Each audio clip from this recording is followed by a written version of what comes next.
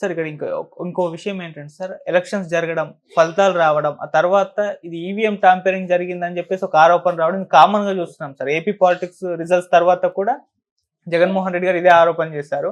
మళ్ళీ మహారాష్ట్ర ఎలక్షన్స్ తర్వాత కూడా ఇదే ఆరోపణ. అక్కడ కూడా ఈవీఎం ట్యాంపరింగ్ జరిగింది, ఇక్కడ ఇన్వెస్టిగేషన్ ఇంకోసారి చేయాలి అని చెప్పేసి వాళ్ళు కూడా ఆరోపిస్తున్నారు. ఏంటి సార్ ఇప్పుడు ఈవీఎం బ్యాలెట్ పేపర్లు వీటిపైన ప్రపంచవ్యాప్తంగా కూడా చర్చ జరుగుతుంది. మీ ఒపీనియన్?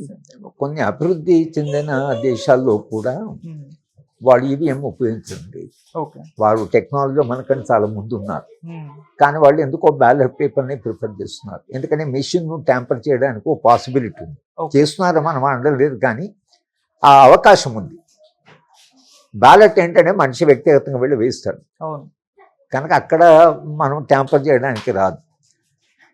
ఇట్లా ఇప్పుడు అన్ఎక్స్పెక్టెడ్గా మహారాష్ట్రలో బీజేపీ ఓడిపోతుంది, హర్యానాలో బీజేపీ ఓడిపోతుంది అని మీరు అన్ని ప్రిడిక్షన్స్, మీకు టీవీ ఛానల్స్ అన్ని ప్రిడిక్షన్స్లో ఎక్కడ కూడా భారతీయ జనతా పార్టీ ఇంత మెజార్టీతో గెలుస్తుందని రాలేదు.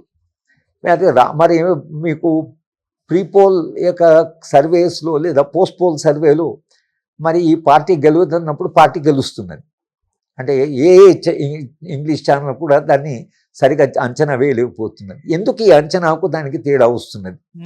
అలాగే ఆ వివిఎం ఏవైతునో వెరిఫికేషను దానికి దీనికి తేడా ఉందని అంటున్నారు.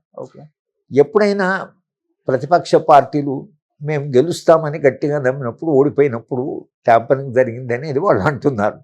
అది ఈవీఎంలో ట్యాంపరింగ్ జరుగుతుందా లేదా అనేది కాదు, కానీ విశ్వాసం పోతే, నిజంగానే వాళ్ళ ఓట్లు కానీ ప్రజల్లో విశ్వాసం పోతే అప్పుడు మీకు పెద్ద సమస్య వచ్చుకుంటే మొత్తం ఎన్నికల సంఘాన్ని వాళ్ళు నియమించే పద్ధతి కూడా ఏదైతుందో అది కూడా ఇటువంటి అనుమానాలకు దారితీస్తుంది. ఎందుకంటే ఎన్నికల కమిషన్కు అపాయింట్ చేసే మెంబర్స్ ఎవరైతున్నారో దాంట్లో చీఫ్ జస్టిస్ ఉండేవాళ్ళు. చీఫ్ జస్టిస్ ఎందుకు తీసేశారు? ఎలక్షన్ కమిషన్ ఒక నిష్పక్షపాతమైంది కదా, తీసేయవలసిన అవసరం భారతీయ జనతా పార్టీకి ఎందుకు వచ్చింది? ఇప్పుడు అది మళ్ళీ కోర్టు ముందుకు వచ్చింది. ఇప్పుడు హియరింగ్ జరుగుతున్నది చీఫ్ జస్టిస్ని ఎందుకు తీసేశారని. మీరు తీసేయడం వలన మీరు ఏమీ ఈవీఎంలను చేయకపోవచ్చు, కానీ ఒక అనుమానానికి మీరు దారి తీశారు. ఎలక్షన్ కమిషన్ కూడా గట్టిగా రూలింగ్ పార్టీని వాళ్ళు ఏమీ కంట్రోల్ చేయలేకపోతుంది. ఒక కాలంలో లింగ్డో, శేషన్ లాంటి వాళ్ళు ఎలక్షన్ కమిషన్ అన్ని పార్టీలు భయపడేవి, రూలింగ్ పార్టీ కూడా భయపడేది. అట్లా భయపడడం వలన ప్రజలు ఏంటంటే ఎన్నికల కమిషన్ నిష్పక్షపాతంగా ఎన్నికలు నిర్వహిస్తుందని ఒక విశ్వాసం ఉండేది.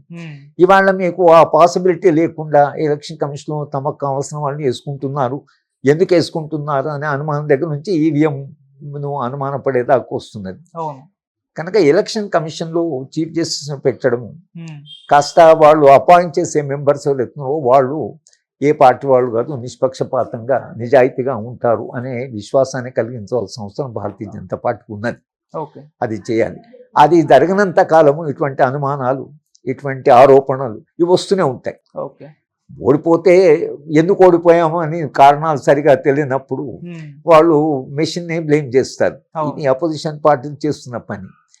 కానీ అపోజిషన్ పార్టీస్ నిజంగా చేయవలసిన పని ఏమిటంటే ఎలక్షన్ కమిషన్లో వేసే సభ్యుల విషయంలో వాళ్ళు leader of the opposition party ఉండాలి, చీఫ్ జస్టిస్ ఉండాలి, ప్రధానమంత్రి ఉండాలి.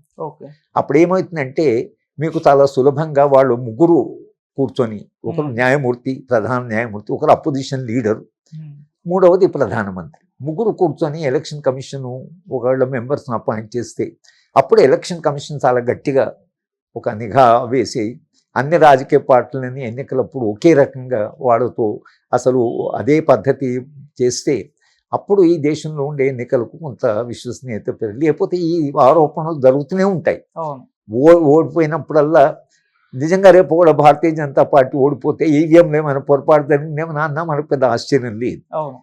కనుక ఇప్పుడు ఏదైతే అది విస్తృతంగా ప్రజా డిమాండ్, లక్షలాది మంది, కోట్లాది మంది మాకు అసలు ఈవీఎం వద్దు మాకు, ఎందుకంటే మేము వేసే ఓటు ప్రకారం రిజల్ట్స్ రావడం లేదని ప్రజలు అనుకున్నారు అనుకోండి, అప్పుడు ఒక పెద్ద ప్రజా ఉద్యమం ద్వారా మన ఈవీఎంను మార్చుకోవాల్సి వస్తుంది. అనుమానాలు, భయాలు అనేవి లేకుండా విశ్వసనీయత ఉన్న సంస్థలు ఉన్నంతవరకు సమస్య లేదు. ఇవాళ జరిగింది ఏంటంటే ఎలక్షన్ కమిషన్ మీదనే కాస్త ఇవాళ జ్యుడిషియరీనే జనం ప్రశ్నిస్తున్నారు. చంద్రచూడ్ గారు రిటైర్ అయిన తర్వాత ఎంత విశ్లేషణ జరుగుతుంది, ఆయన కాలంలో ఆయన తన విధులను సరిగా నిర్వహించలేదు, న్యాయ వ్యవస్థనే విపరీతంగా అది వివాదాస్పదం అయిపోయింది. ఇది ఒక లిబరల్ డెమోక్రసీలో, ఒక కాన్స్టిట్యూషనల్ డెమోక్రసీలో